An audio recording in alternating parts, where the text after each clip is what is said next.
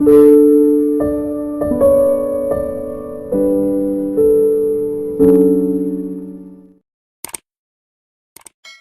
ayat 10 terakhir. Mungkin ibu dan kaum muslimin pada bertanya-tanya, kenapa diperintahkan kita menghafal 10 ayat dari surat Al-Kahfi? Terserah mau pilih 10 pertama atau 10 terakhir. Kenapa Dajjal tidak bisa menguasai orang yang hafal 10 ayat terakhir dari surat Al-Kahfi? Kenapa orang yang bersembunyi dalam persembunyiannya di dalam rumah itu tidak ditemukan oleh Dajjal dan bala tentara Dajjal saat mereka menyatroni rumah-rumah penduduk yang didatangi oleh Dajjal dan bala tentaranya? Kenapa rumah itu tidak ditemukan oleh Dajjal dan tidak ditemukan oleh bala tentara Dajjal apabila di rumah itu orang-orang yang membaca surat Al-Kahfi? Ada apa? Kenapa bukan surat Yasin? Kenapa bukan surat Al-Waqi'ah, surat Ar-Rahman, surat At-Taubah? Kenapa surat Yasin? Surat Al-Kahfi. Sudah jumpa surat Al-Kahfi? Ketemu? Lihat 10 ayat pertama. Sebelum saya uraikan kenapanya, kita dengarkan secara ringkas saripati daripada tafsirnya dulu. Alladzina kanat a'yunuhum fi ghita'in an dzikri wa kanu la yastati'una sam'a. Orang-orang yang adalah mata-mata mereka itu dalam keadaan tertutup dari peringatanku, dan adalah mereka dulu di dunia la yastati'una sam'a, mereka tidak mampu mendengar, matanya tertutup, telinganya tidak mampu mendengar. Ini adalah bahasa kinayah dari Allah Subhanahu wa taala. Bukan mata ini nggak bisa melihat, blok matanya malah kalau ngeliat duit. Bukan telinganya nggak bisa mendengar, akan tetapi khusus tentang peringatan-peringatan Allah yang ada di dalam Al-Quran yang dijelaskan oleh para ulama, seluruhnya tidak ada satupun yang nyangkut di mereka.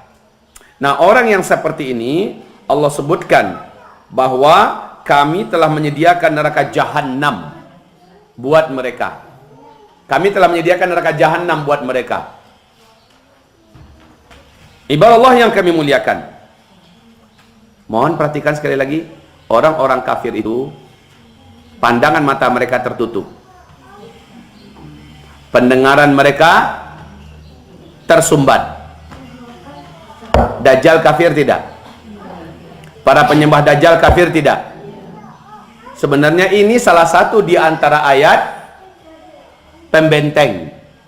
Salah satu di antara ayat pembenteng yang membentengi kita dari kekuatan Dajjal.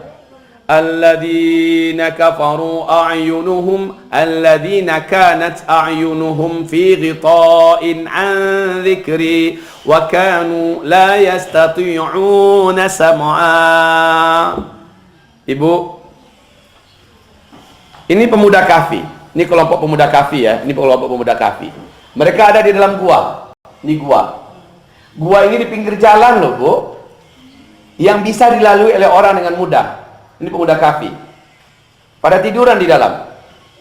Sejak mereka masuk ke dalam gua itu, para pemuda ini merasakan atmosfer yang berbeda, di mana keberadaan mereka di dalam seperti tidak tersentuh oleh waktu.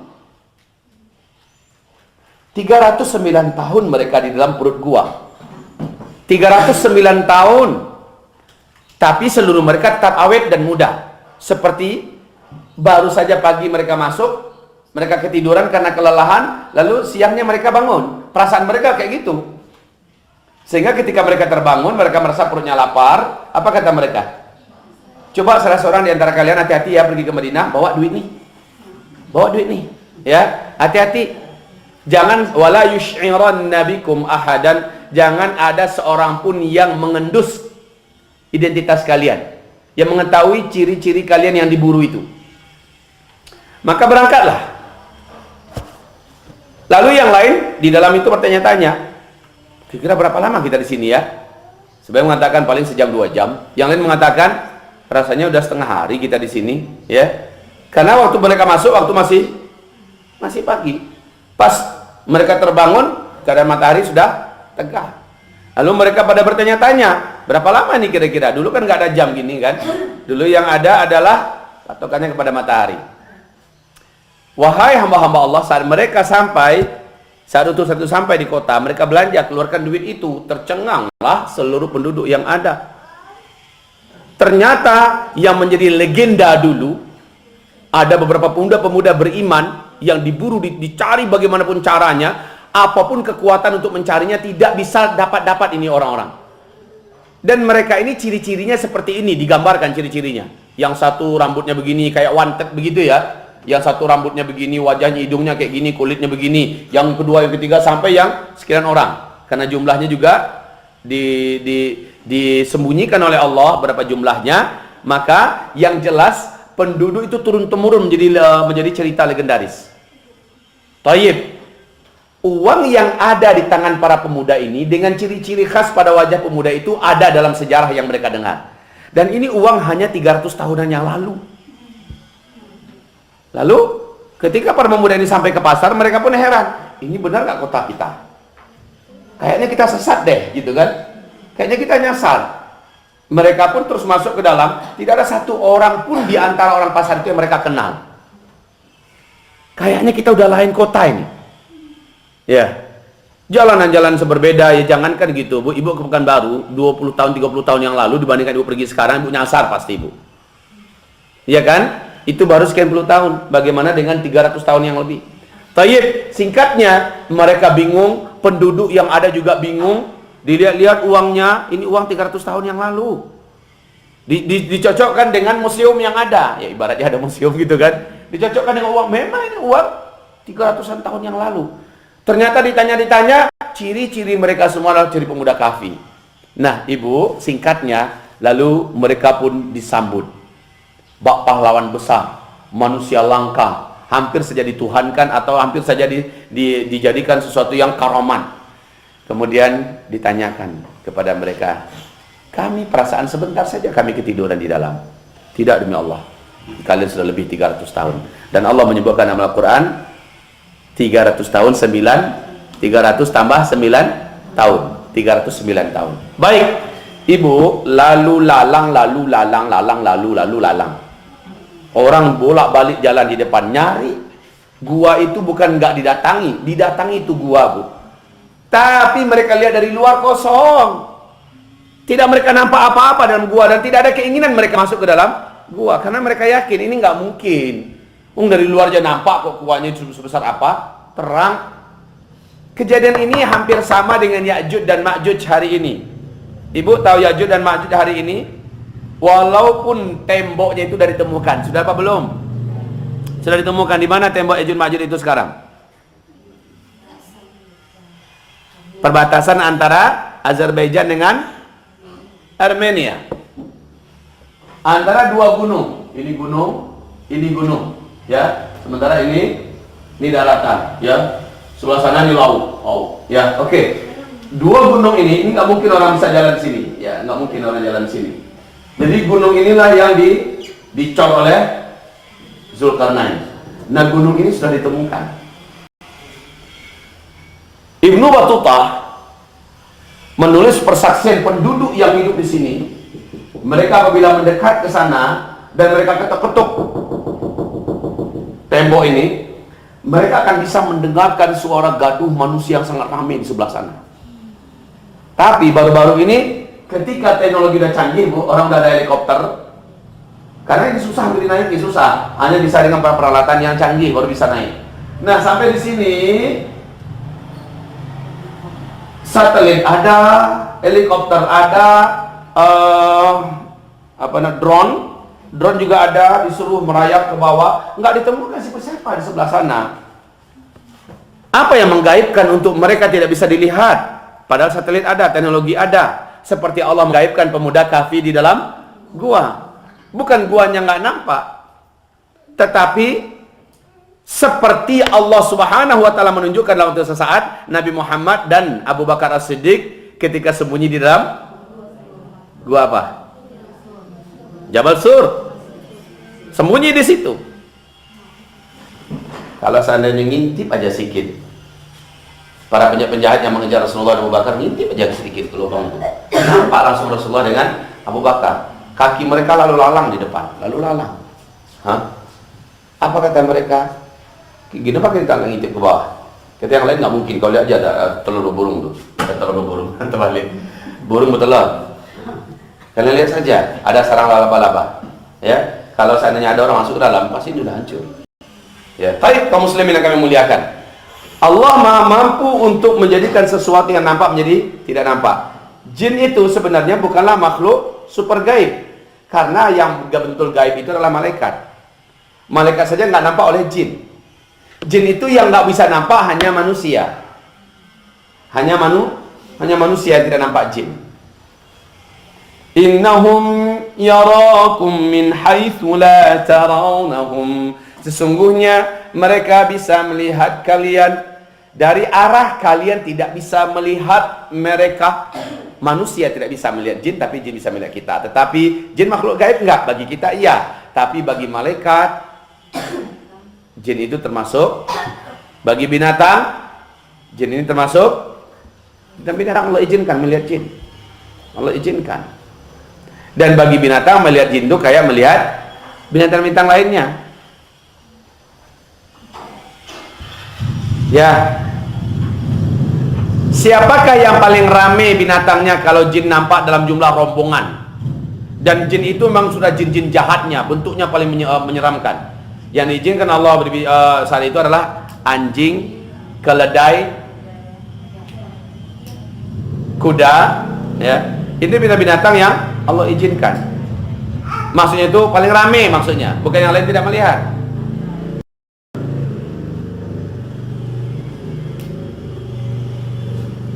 Nah, orang yang membaca surat Al-Kahfi, diperintah oleh Rasulullah baca surat Al-Kahfi, tujuannya agar yang membaca itu seperti itu juga keselamatan yang Allah berikan kepada pemuda Kahfi dulu. Ini rahasianya loh ya. Pemuda Kahfi dulu, mereka dibuat oleh Allah gaib dari pandangan para penjahat-penjahat yang ingin menghabisi mereka. Dibuat oleh Allah gaib. Tempatnya nampak, tetapi mereka tidak nampak. Dan tidak ada keinginan mereka untuk mengobrak-abrik tempat ke dalam. Orang yang masuk ke dalam rumah, dia baca surah Al-Kahfi di dalam rumah itu. Dajjal yang punya sihir. Sihir Dajjal tidak Allah izinkan masuk ke dalam rumah. Dajjal punya bala tentara dari kalangan manusia dan setan. Setan dan manusia itu tidak akan bisa menemukan rumah itu. Gak akan bisa. Kalaupun lewat, kayak numpang lewat aja. Kayak melihat semak aja dia mungkin rumah kita. Allah jadikan pandangan mereka fi ghita'in. Ya. Alladzina kanat a'yunuhum fi ghita'in. Orang-orang yang mata-mata mereka itu seolah-olah tertutup. Naam. Ibarat Allah yang kami muliakan, ini rahasia kenapa dipilihkan surah Al-Kahfi. Kembali kepada kisah diselamatkannya pemuda-pemuda Kahfi. Apa arti Kahfi, Bu? Gua. Ashabul Kahfi atau fityah min ashabil kahfi, mereka adalah para pemuda yang Allah tembok pandangan orang-orang kafir yang ingin menangkap mereka. Dan Dajjal tidak akan bisa menangkap orang-orang beriman yang berhasil masuk ke dalam rumah dan menutup pintu rapat-rapat. Catatannya tutup pintu rapat-rapat, tutup jendela rapat-rapat. Menjelang maghrib kita tutup pintu rapat-rapat enggak? Jendela? Ventilasi gimana? Lalu angin, lalu aku. Itu bahasa-bahasa di kampung-kampung dulu kan, menandakan halusnya itu makhluk bisa dengan angin dia menerobos masuk lewat ventilasi. Iya, kalau seandainya itu orang di rumah nggak menutup pintu, nggak menutup jendela, kemudian nggak baca zikir petang dan zikir pagi, setan bisa masuk lewat ventilasi. Tapi kalau dibaca zikirnya pagi petang ditutup pintu rapat-rapat, itu jendela rapat-rapat, tidak ada setan apapun, termasuk setan angin, setan udara, tidak akan bisa masuk walaupun ventilasi itu terbuka lebar seperti itu. Ya, seluruhnya diberi oleh tembok gaib yang menghalangi antara kita dengan setan. Nah, Dajjal ini induk samangnya setan dari kalangan manusia. Adapun induk samang setan dari bangsa jin adalah iblis. Baik ibu-ibu, cukup bagi kita tutup pintu rapat-rapat, tutup jendela rapat-rapat, baca surah Al-Kahfi di dalam rumah. Jangan baca yang lain. Gimana kalau kami baca surah Yasin tamat-tamat? Gimana kalau kami baca surah ini, surah nggak boleh. Yang diperintahkan Nabi adalah baca surat Al-Kahfi. Enggak mau, saya terserah, saya mau baca surat Yasin aja. Ya silahkan, kamu pasti akan ketangkap. Orang-orang yang bandel, orang-orang yang mada, karek kepalu, orang-orang yang tidak mau mematuhi apa dinasihatkan oleh Rasulullah SAW, dia akan dapat. Baik. Alladzina kanat a'yunuhum fi qita'in 'an dzikri wa kanu la yastati'una sam'a. Lanjut. Sekarang sudah terbongkar rahasianya ya Bu ya. Kenapa kita harus membaca surah Al-Kahfi? Kenapa Ibu harus hafal surah Al-Kahfi? Ibu sudah punya buku ensiklopedia akhir zaman kan? Coba Ibu baca tentang bab Dajjal. Apa kelebihan orang yang hafal surat Al-Kahfi? Surah Al-Kahfi, satu suratnya. Hah? Dalam hadis kan 10 ayat pertama. Naam. Ulama menambahkan 10 ayat terakhir gitu. Naam. Kalau ayat pertama kalau dengan artinya nggak rasanya dari mananya gitu. Kalau terakhir ya. Naam. Baca hadisnya. Di dalam bab yang judulnya Dajjal, apa kata Rasulullah SAW? Siapa yang hafal surah Al-Kahfi, maka dia memiliki cahaya seluas ufuk timur ke ufuk barat. Setan berani nggak mendekati cahaya? Kekuatan Dajjal itu kekuatan kegelapan nggak? Maka tidak ada kekuatan Dajjal apapun, kekuatan setan apapun yang bisa tembus pada akhir zaman orang yang hafal surah Al-Kahfi. Jadi hafal surah Al-Kahfi. Tapi kata Rasulullah, siapa yang hafal setengahnya, maka dia memiliki cahaya sebesar gunung. Siapa yang hafal 1/4 dari surat Al-Kahfi, maka dia memiliki cahaya sebesar bukit. Siapa yang hafal 10 ayat pertama di surat Al-Kahfi, cukup itu batas minimal. Itu loh, batas minimal itu sudah cukup baginya agar dia selamat dari Dajjal.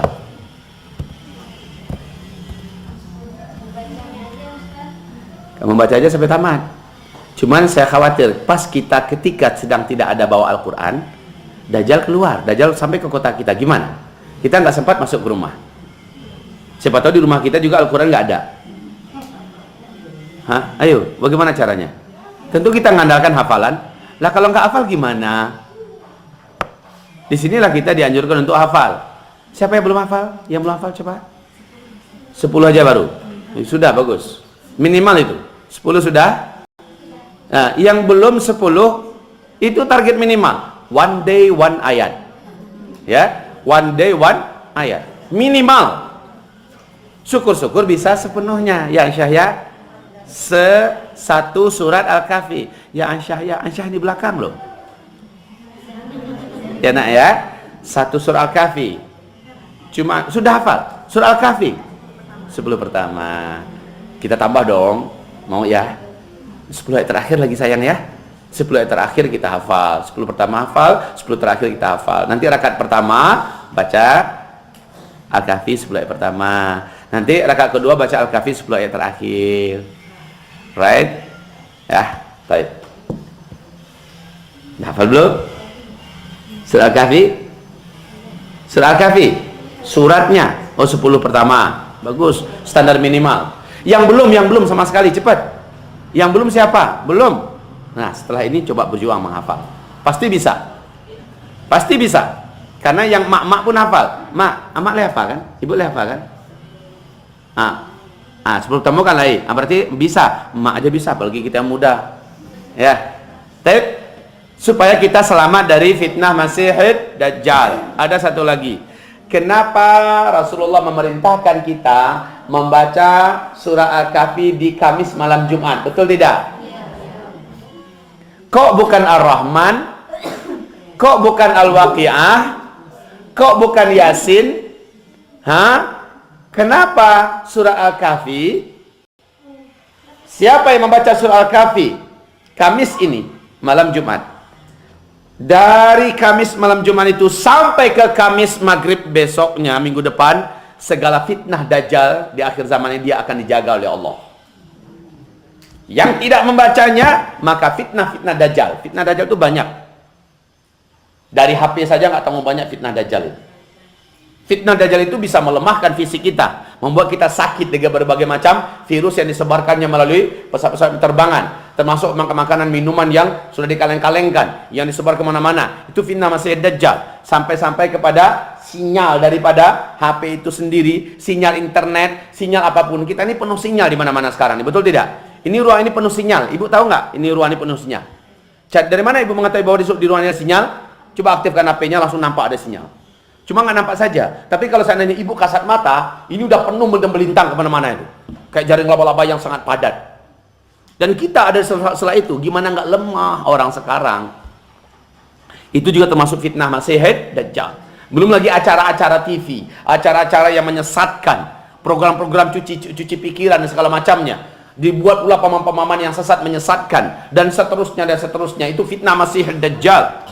Nah, yang membaca surah Al-Kahfi di setiap Kamis malam Jumat sampai ke Kamis Maghrib minggu depannya, dia akan terselamatkan dari fitnah Masih Dajjal itu. Coba bagaimana orang yang baca aja lagi bisa selamat, kononkah lagi orang yang hafal. Yuk kita berjuang yuk. Khususnya muda-muda saya ajak dulu. Kalau yang tua-tua tidak begitu optimis, saya mengajak satu surat. Tapi yang muda-muda masih ada harapan ngajaknya ngafal satu surah Al-Kahfi. Ada ibu-ibu yang tersinggung enggak? Enggak, ibu-ibu kan itu tuh. Ustaz, mentang-mentang kami lah tuh, Ustaz ya. Boleh hutan. Yang Ustaz kan ada di antara ibu-ibu yang model itu. Ya. Minimal 10 ayat jadilah. Alhamdulillah. Tapi ibarat Allah yang kami muliakan, demikian ibu-ibu. Ada pertanyaan?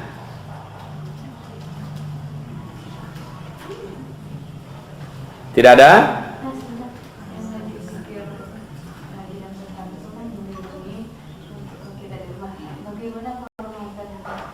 Kalau rumah?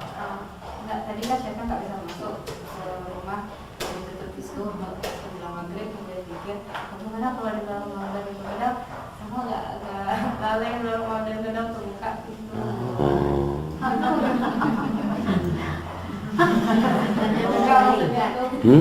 Setannya kan udah diikat. Karena setannya diikat, jadi kadang anak masih maghrib main di luar. Ada beda antara setan dengan jin nggak? Ada beda? Yang diikat bulan Ramadan yang mana? Setan. Jinnya diikat nggak? Di antara jin itu banyak yang menjadi kacung-kacungnya setan. Ketika setan tidak mampu untuk melaksanakan kerjaannya karena bulan Ramadan dia terbelenggu, maka dia sudah berikan mandat kepada para jin-jin yang sudah menjadi kacung-kacungnya. Lanjutkan kejahatan saya. Lanjutkan makar saya. Begitu. Makanya bagi orang-orang yang sensitif, dia bisa merasakan hawa kejahatan gaib itu ada di jam-jam menjelang maghrib. Nah, sarannya begini, sarannya tetaplah di dalam rumah.